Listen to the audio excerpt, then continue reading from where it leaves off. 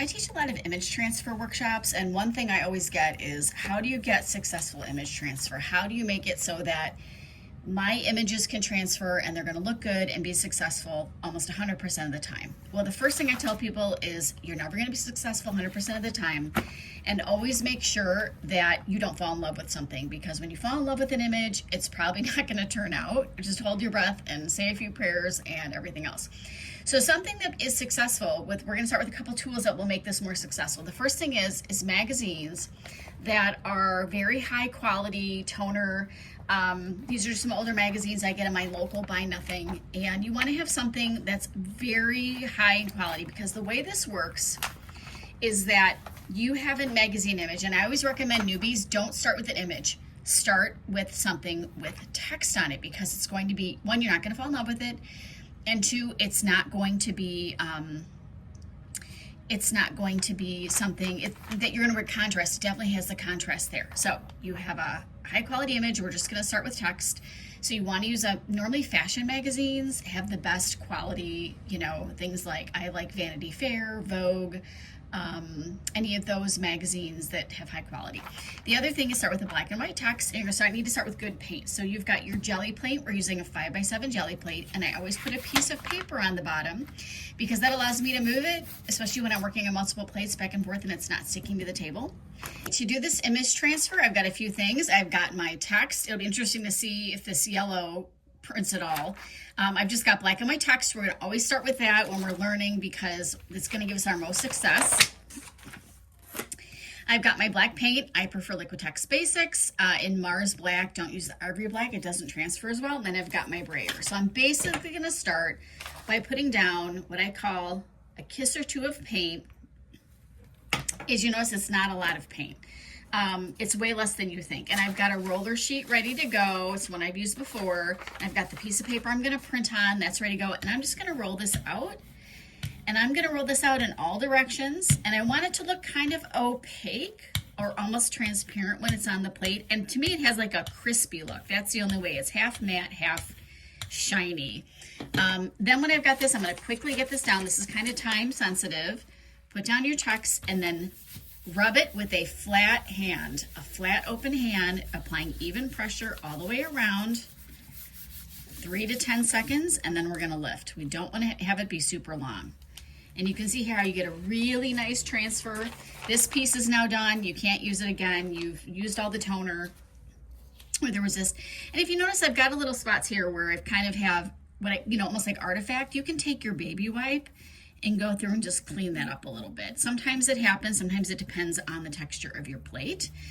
If it's been used a lot, sometimes it depends on the way you put pressure on your plate. There's lots of factors, how long if some of the paint has dried or not. So you can just go through and clean it up if you're looking for a really clean pull without any extra stuff. Okay, once I've gone and cleaned this, we are gonna let this dry. We want this to be completely dry to the touch, because if you put paint on top of this, you're gonna lift this with the wet paint. So we're gonna give this a couple minutes, and then we're gonna come back and we're gonna do our pull coat.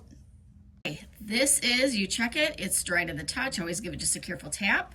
And then we're gonna put our pull coat of paint on here. So this is the layer we're going to use to lift, or your lift coat, however you want to call it. This is going to be the layer of paint that you're going to use to pull your image off of the plate. Now this can be a couple things. I'm going to use white today because it's what the paper color is, so it's like it's just on the paper. But you can use any color in the background. You can use red, white, yellow. You can mix colors. You can add stencils to the back. There's so much you can do with this. But today we're just doing the basic image transfer, so I'm just going to use plain old white for my pull layer. I've got a couple little kisses of paint on here. I'm just gonna roll this out, and you can see I have a little black left on here. To avoid that, just roll it out on paper. That's gonna be a little gray, that's okay. Sometimes it's happy accidents, right? Okay, now I'm gonna put my sheath, and I'm actually gonna print on over my pull layer of paint. And then I'm gonna put my roller sheet. Then I'm gonna roll this with pretty good pressure to really make sure that both of these sheets have contact. The reason we put this roller sheet over the top is because it protects the back of our artwork so we don't have this mess on the back of our artwork. We just have it on this extra sheet. This sheet can just be recycled later, or I actually sometimes will use these for other pieces of artwork. Sometimes they have some cool patterns and textures on there. Okay, I'm gonna move that off. You can see this has got good contact all the way around. We're gonna let this sit about 5 minutes and then we'll come back and pull it off. Okay, it's been a few minutes, we're back. We're gonna check this out and see how we did. One thing I like to do is I like to pull my paper off of my gel plate. I don't like to pull my gel plate off of my paper. I feel like it stretches your gel plate and wears the life out of it. I can always flatten paper. So what we're gonna do is we're gonna start to pull from one corner and kind of peek and see if it's pulling cleanly. If it is, you can keep pulling. If it seems like there's still paint there, put it back down, let it sit a few more minutes. Okay, let's give it a pull. Let's see what happens here. Go ahead and anchor this end. You can even anchor on the plate and start to pull. And you'll see we have a nice clean pull here.